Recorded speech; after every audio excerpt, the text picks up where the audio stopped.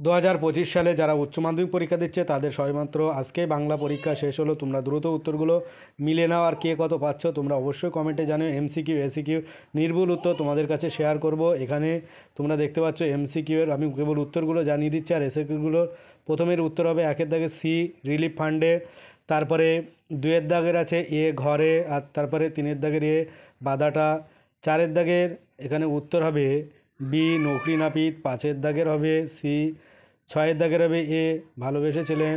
অবশ্যই তোমরা উত্তরগুলো দেখো আর কমেন্টে জানাও। 7-এর দাগের বি, 8-এর দাগের হবে ডি মহুয়া ফুল, তারপরে 9-এর দাগ এটা হবে বাগানে, তারপরে হবে কোরদ ডি, তারপরে হবে এ কাবুলি থিয়েটার, তারপরে হবে পরের উত্তর পুলিশ, তারপরেরটা রজনী, তারপরটা তরুণ আলেকজান্ডার। উত্তরগুলো দ্রুত তোমরা রেখে নাও। তারপরে হবে মর্দানা সি, তারপরে হবে ডি রবীন্দ্রনাথ ঠাকুর।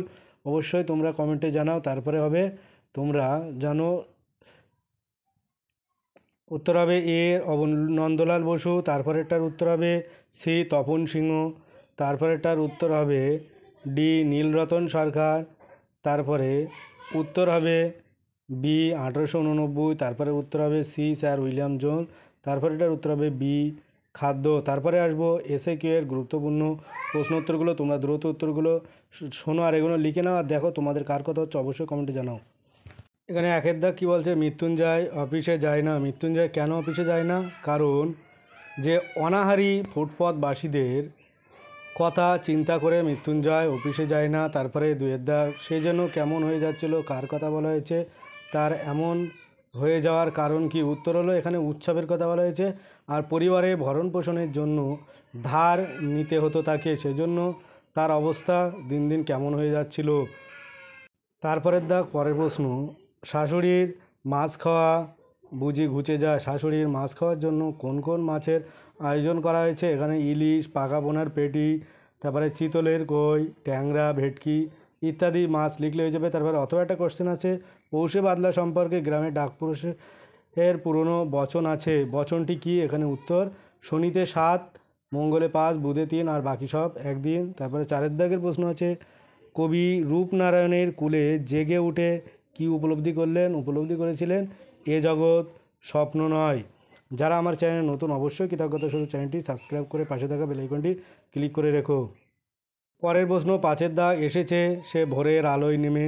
কে নেমে এসেছো? নেমে এসে কি করছে? এখানে উত্তর হবে সুন্দরী হরিণ, বাদামি হরিণটি নেমে এসেছিল, আর নেমে এসে সবুজ ঘাস ছিঁড়ে ছিঁড়ে খাচ্ছিল। তারপরে 6 দাগের প্রশ্ন আছে, মেঘমতির মধ্যদেশে কি দেখা যায়? উত্তর হবে দেবদারুর দীর্ঘ রহস্য, সমুদ্রের দীর্ঘশ্বাস, মহুয়ার বন ইত্যাদি দেখা যায়। তারপরে অথবা একটা কোশ্চেন আছে, ক্রন্দনাথ জননীর পাশে থাকতে না পারলে কবি আছে কাছে কি কি অর্থহীন হবে? এখানে উত্তর হবে লেখালেখি, গান গাওয়া, আঁকা কি সবই অর্থহীন হয়ে যাবে। তারপরে তোমরা অবশ্যই শেষ পর্যন্ত ভিডিওটি দেখো, আর কার কোনগুলো হচ্ছে কার হচ্ছে না অবশ্যই তোমরা কমেন্টে জানিও।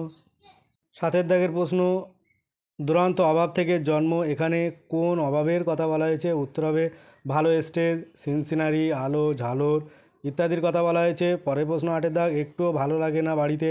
বক্তার ভালো না লাগার কারণ তার বউ ছেলে মেয়ে কেউই ছিল না, সেই জন্য তার আর বাড়িতে ভালো লাগতো না।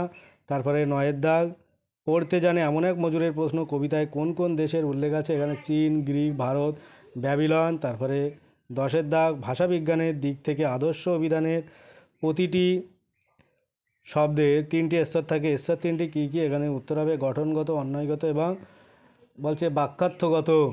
তারপরে পরের প্রশ্ন আছে 11-এর দাগ, প্রত্যয় কাকে বলে? কয় প্রকার?